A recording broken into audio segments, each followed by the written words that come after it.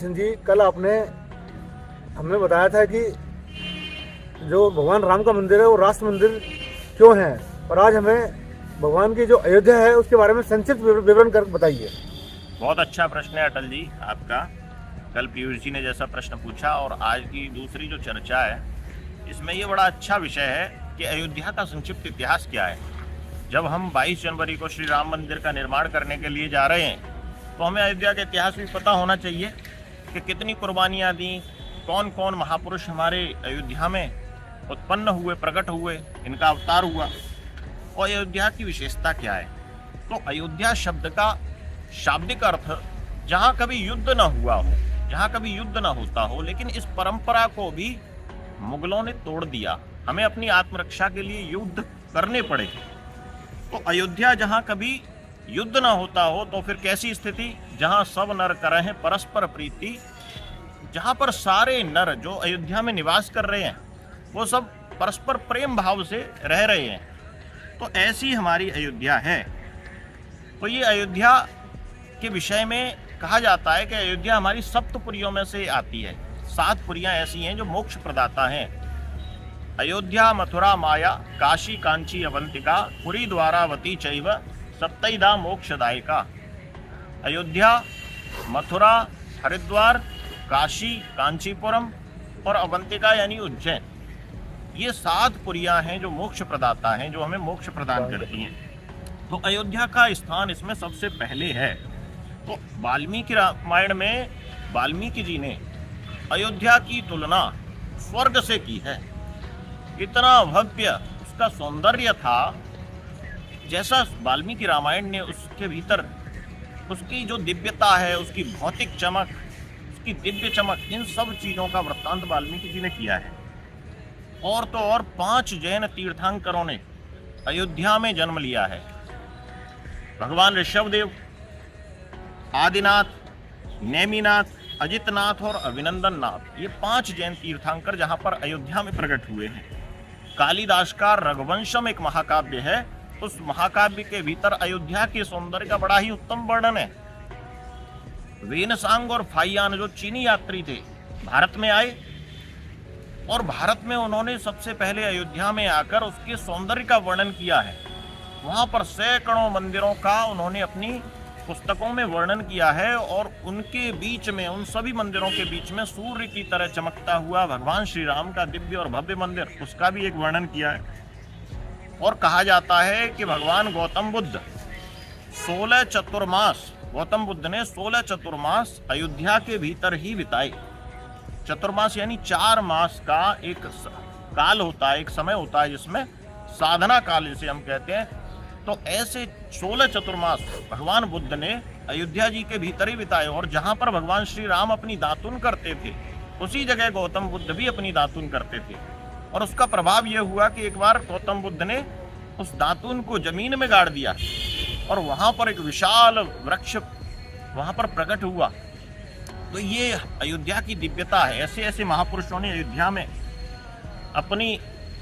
अपना दर्शन के लिए गए। गुरु गोविंद सिंह कई बार अयोध्या के लिए गए। जब अंग्रेजों का शासनकाल था उस समय वहाँ के एक डीएम थे एडवर्ड, उन्होंने एडवर्ड प्रबोधिनी सभा एक बनाई। तो एडवर्ड ने 148 ऐसे स्थानों की खोज की अयोध्या में जहाँ पर भगवान श्री राम ने अपनी लीलाएं की। हमारी जो अयोध्या थी, इस अयोध्या की दिव्यता और भव्यता इतिहास के विभिन्न पन्नों में हम सब देखते हैं, पढ़ते हैं। कालांतर में क्या हुआ कि मुगलों ने आक्रमण प्रारंभ किया भारतवर्ष पर और संपूर्ण भारत को अपने आक्रमणों से आच्छादित करने का प्रयास किया। और उन्होंने सबसे सॉफ्ट टारगेट भारत के श्रद्धा केंद्रों पर आक्रमण करके हम लोगों की श्रद्धा पर प्रत्यक्ष प्रहार किए। देखते ही देखते काशी, मथुरा, सोमनाथ, अयोध्या जैसे मंदिर ध्वंस हो गए उन मुगलों के आक्रमण के कारण। 1526 में बाबर के सेनापति मीर बकी ने हमारे भव्य श्री रामलला के मंदिर को जमींदोज करके वहां पर एक मस्जिद बना दी। 3 लाख से अधिक लोगों ने कुर्बानी दी, हौसला नहीं टूटा। इतनी कुर्बानियों के बावजूद बार बार कुर्बानियां हो रही हैं, लेकिन मंदिर को प्राप्त करना है, पुनः प्राप्त करना है, भगवान श्री राम को पुनः उसी स्थान पर स्थापित करना है, तो हमारे लोगों का हौसला नहीं टूटा। तो 25 दिसंबर सन 1949 को जब भारत आजाद हुआ तो रामलला प्रकट हो गए उसी स्थान पर। उस बाबरी मस्जिद जो ढांचा था उसके भीतर रामलला प्रकट हो गए। चारों तरफ ये खबर फैल गई कि रामलला प्रकट हुए हैं, रामलला प्रकट हुए हैं। और रामलला के प्रकट होते ही तमाम भक्तों का तांता वहां पर लग गया। तत्कालीन सरकार ने आदेश दिया कि रामलला की मूर्ति को वहां से हटा दिया जाए, लेकिन वहां के जो डीएम थे, फैजाबाद के जो डीएम थे, वो राम भक्त थे। उन्होंने कहा, डीएम की पावर उस समय इतनी थी क्योंकि भारत में संविधान लागू नहीं हुआ था, 1950 में लागू हुआ था। तो उन्होंने कहा कि देखो, मैं रामलला को यहाँ से हटने नहीं दूंगा। उन्होंने ऊपर की सरकार की जो आदेश था, उस सरकार के आदेश को उन्होंने मना कर दिया। अंततः परिणाम ये हुआ, रामलला और राम भक्तों को कोर्ट में दौड़ना पड़ा। तो राम को काल्पनिक कहा गया। इसी दौरान जब कोर्ट कचहरी के चक्कर चल रहे थे तो राम को काल्पनिक कहा गया, राम भक्तों को ढोंगी और पाखंडी कहा गया। सन 1985 में एक अवसर आया जब विश्व हिंदू परिषद ने अनेकों साधु संतों को, भारतवर्ष के अनेकों साधु संतों को पुनः बुलाया और एक बहुत बड़ी सभा की। उस सभा में, उस धर्म संसद में यह आह्वान हुआ कि मंदिर उसी स्थान पर बनेगा और मंदिर, रामलला का मंदिर दिव्य और भव्य पूर्ण रूप से फिर से वैसा ही बनेगा जैसे अतीत में हुआ करता था। इस सभा के पश्चात संपूर्ण देश में तमाम जगह पर रामलला और माता जानकी की झांकियां निकलने लगी और जय श्री राम का उद्घोष होने लगा चारों तरफ। और वो जय श्री राम का उद्घोष एक नारा बन गया। 3 लाख गांवों से शिला को उस स्थान पर अयोध्या में लाया गया। रामलला शिलादान का बड़ा महत्व होता है, तो रामलला के लिए, मंदिर निर्माण के लिए शिलादान 3 लाख, भारत के 3 लाख गांवों से शिला को एकत्रित किया गया। अंततः 9 नवंबर 1985 को संतों की आज्ञा से एक दलित राम भक्त कामेश्वर चौपाल के द्वारा रामलला विराजमान के मंदिर की नींव रखी गई। तो आडवाणी जी की रथ यात्रा उसके बाद निकली। आडवाणी जी ने सोमनाथ से लेकर और अयोध्या तक के लिए अपनी रथ यात्रा का आह्वान किया और संपूर्ण भारत को जोड़ा, एक सूत्र में जोड़ा। संपूर्ण भारत राममय हो गया था। 30 अक्टूबर और 1 नवंबर 1990 को कार सेवा का आह्वान किया गया राम भक्तों की ओर से। कार सेवा को रोकने का प्रयास किया गया। जहां पर ट्रेन जाती थी, ट्रेन को बहुत पहले ही रोक दिया गया। लेकिन राम भक्तों का हौसला, तमाम जगह पर बैरिकेड्स लगा दिए गए। राम भक्तों का हौसला इतना था कि उस ट्रेन कई किलोमीटर वो पैदल चलते गए, क्योंकि कार सेवा का आह्वान करना है, कार सेवा करनी है। और 6 दिसंबर 1992 को बाबर के द्वारा बनाया गया वह ढांचा जमींदोज कर दिया गया।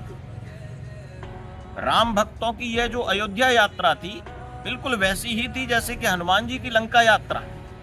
हनुमान जी ने जैसे लंका में उत्पात मचा दिया तो तत्कालीन सरकारों ने उनको रोकने का प्रयास किया, लेकिन राम भक्तों ने वही पराक्रम दिखाया जो हनुमान जी ने दिखाया था।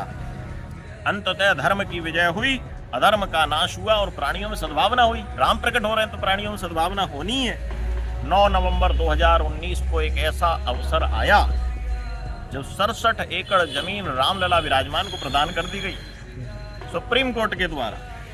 494 वर्षों के संघर्ष का अंत हुआ और आज हम 22 जनवरी 2023 को राम मंदिर को साक्षात रूप में देखने वाले हैं। ऐसा अवसर हमारे आंखों के समक्ष प्रत्यक्ष आने वाला है। हम सौभाग्यशाली हैं कि इतनी पीढ़ियां अनेकों बीत गईं और इन पीढ़ियों के ने रामलला के भव्य दिव्य मंदिर के दर्शन नहीं कर पाए। उन्होंने संघर्ष किया, लेकिन आज उनके किए गए सदकर्मों का फल हमारी पीढ़ी को मिल रहा है। हम धन्य हैं उन बलिदानियों के, हम धन्य हैं उन राम भक्तों के, उन राजाओं के, उन सन्यासियों के जिन्होंने अपने प्राणों को आहुत कर दिया रामलला के लिए।